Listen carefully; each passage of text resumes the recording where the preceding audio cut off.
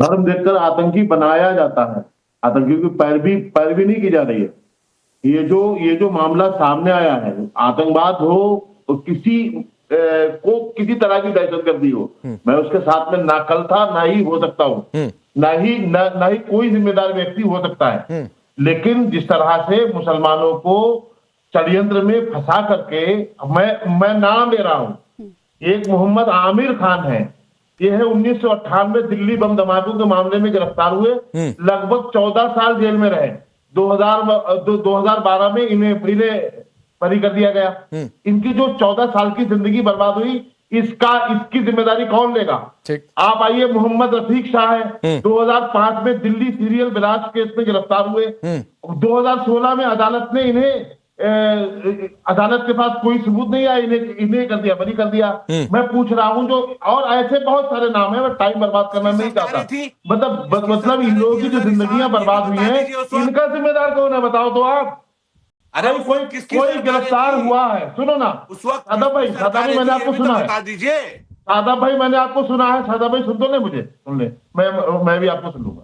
मतलब मैं कहना ये चाह रहा हूं कि भाई उसकी गिरफ्तारी हुई है जिन लोगों की, उनकी निष्पक्ष जांच हो जाए, कोई ऐतराज नहीं है। गलत है उन्हें फांसी पे आप लटकाओ, चौराहे पे लटका दो आप, लेकिन वो जेल में जाए, फिर जेल में जाने के बाद 15 साल। अच्छा, एक बात बताइए, बरी हो जाए तो सुनो, तो जो जिंदगी बर्बाद होती है उसका जिम्मेदार कौन है, बताओ तो। ठीक है, मुझे एक बात बताइए, कांग्रेस के जमाने में भी हुआ है, हाँ, नहीं सवाल जमाने में नहीं हुआ।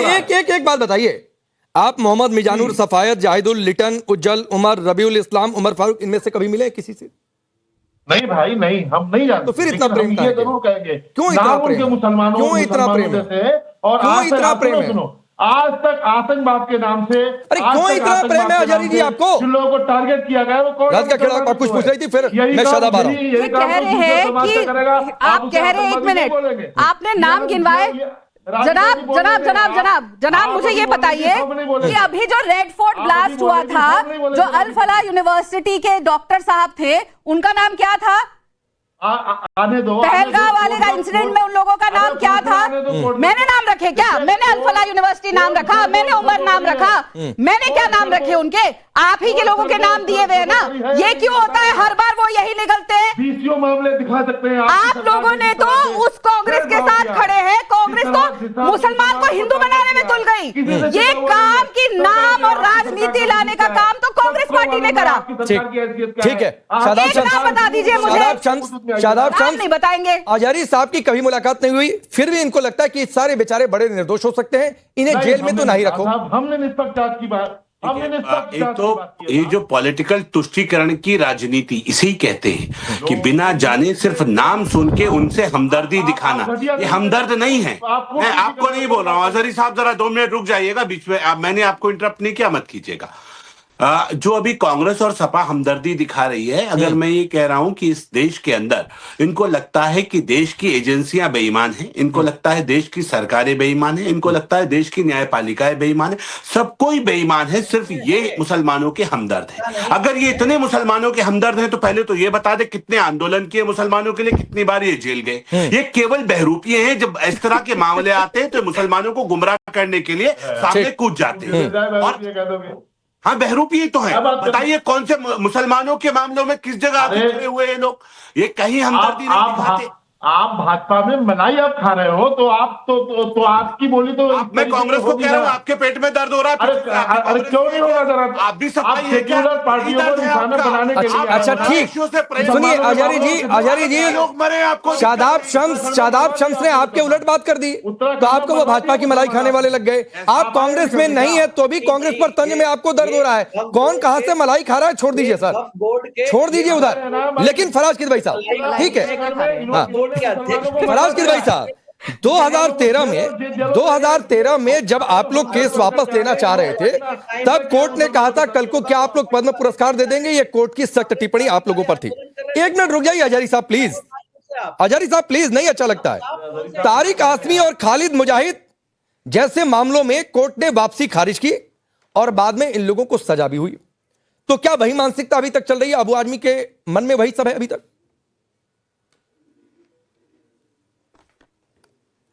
देखिए, दो चीजें हैं। एक तो मैं शादाब साहब की बात का जवाब दूंगा, दूसरी आपकी और तीसरी राधिका खेड़ा जी की। शादाब भाई, आपको पता है आप हरे सांप हैं। ये मैं नहीं कह रहा हूं।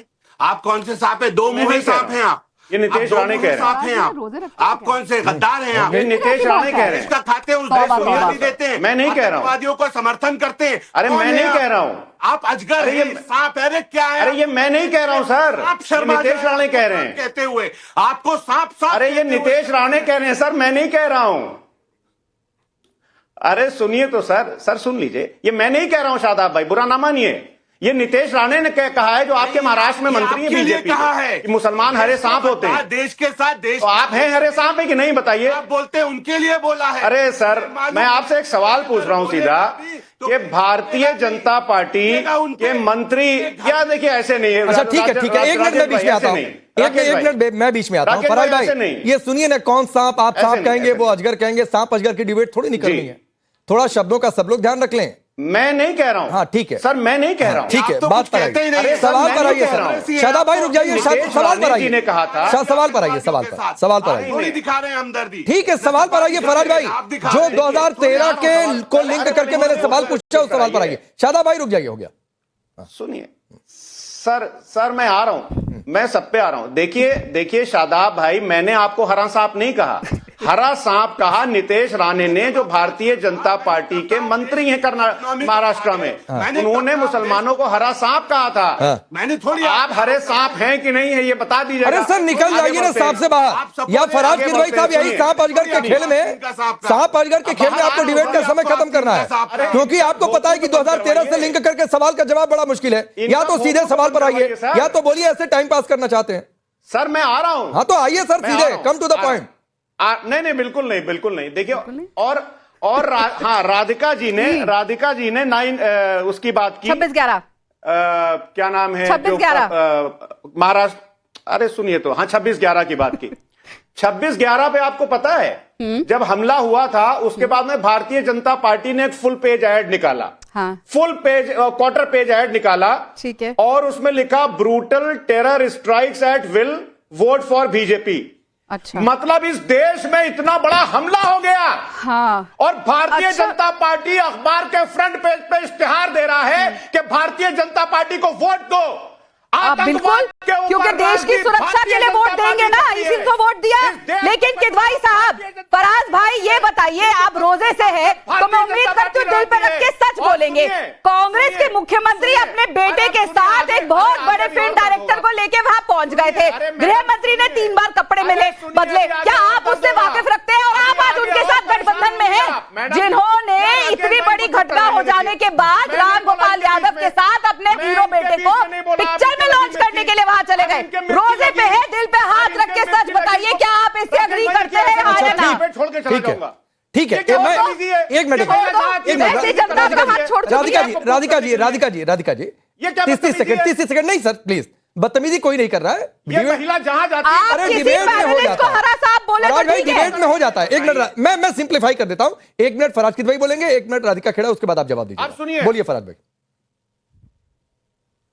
हाँ सुनिए, और ये जो राष्ट्रवादी सरकार है ना, जब विश्व गुरु प्रधानमंत्री आज की तारीख में चल रहे हैं ना, इस देश में पहली बार ऐसा हुआ है कि उस आतंकिस्तान की नापाक एजेंसी ISI को बुला करके पठानकोट में आपने बिरयानी खिलाई। अरे मनमोहन सिंह मैंने आपसे प्रूफ कराया था को बुला करके यहाँ बिरयानी खिलाई है कि आओ हमारी जांच करो। शर्म आनी चाहिए। ठीक, शर्म आनी चाहिए। राधिका, अब मेरे 2013 वाले का बात का जवाब दे दीजिए। फराज किदवई मेरे सवाल का जवाब दे लीजिए। आपने राधिका खेड़ा बीजेपी को खूब कोस लिया, वो जवाब भी देंगी। मेरे सवाल का सर जवाब दे लीजिए। फराज किदवई मेरे सवाल का जवाब दे लीजिए। नहीं आया सवाल, मेरा जवाब नहीं मिला। बात करती हैं, मेरे सवाल का जवाब नहीं मिला, आपने कोस लिया। मेरे सवाल का अरे जवाब सर आपका भी जवाब दे रहा हूं। हाँ। आज की तारीख में क्या हो रहा है? आज की तारीख में मजहब और जात को देख करके इस फराज किदवई मैंने आपसे सवाल पूछा था कि 2013 में जिन लोगों पर आप केस वापस लेना चाहते थे, कोर्ट ने आपको डांटा था आपकी सरकार को कोर्ट और जिन दो लोगों की बातचीत हुई थी, तारिक कासमी और खालिद मुजाहिद, कोर्ट ने सुनिए, इनकी वापसी खारिज हुई थी और बाद में इन्हें सजा सुनाई गई थी। मैंने आपसे पूछा कि वही मानसिकता भी अभी अबू आदमी के दिमाग में है, आप इस पर जवाब नहीं दे पा रहे हैं। सर अब सर पे आ गए। सुनिए, मैं दे रहा हूं। माननीय सर्वोच्च न्यायालय ने उत्तर प्रदेश सरकार के लिए बोला है कि I don't want to take the words by the state police. फिर वही बात है। चलिए राधिका फराज की दवाई, मैंने कहा मुझे मालूम है ये निवाला आपके लिए ना निगलते बन रहा है, ना जो है वो थूकते बन रहा है। ये वही स्थिति है। राधिका खेड़ा, राधिका खेड़ा एक्सपर्ट है। ठीक है सर, आपका समय। राधिका खेड़ा को खैर फराज भाई, आप रोजे से है, उम्मीद करती हूँ जितना गुस्सा आपने दिखाया इस पाक रमजान के महीने पे, उतना ही गुस्सा आप कांग्रेस के मुख्यमंत्री जो आपके साथ गठबंधन में हैं उन पे भी दिखाएंगे।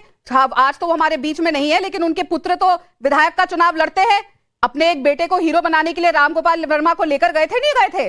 क्या कांग्रेस के गृह मंत्री ने 2 बार कपड़े बदले थे कि नहीं बदले थे? क्या राहुल गांधी पार्टी कर रहे थे कि नहीं कर रहे थे? ऐसे गुस्सा क्यों नहीं आया था फराज साहब आपको? आज कर दीजिए ना वो गुस्सा कि राहुल गांधी रात को क्यों फार्म हाउस पे पार्टी कर रहा था उस दिन, पर नहीं आएगा। क्यों आप उस पे गुस्सा नहीं करते जो दिग्विजय सिंह आज राज्यसभा में बैठे हैं और आपके साथ अलायंस में, जब वो कसाब को हिंदू साबित करने में लगे थे, तब ऐसे करके क्यों नहीं गुस्सा आया? पाक महीना चल रहा है रमजान का, दिल पे हाथ रख के बताइए गुस्सा आया कि नहीं आया?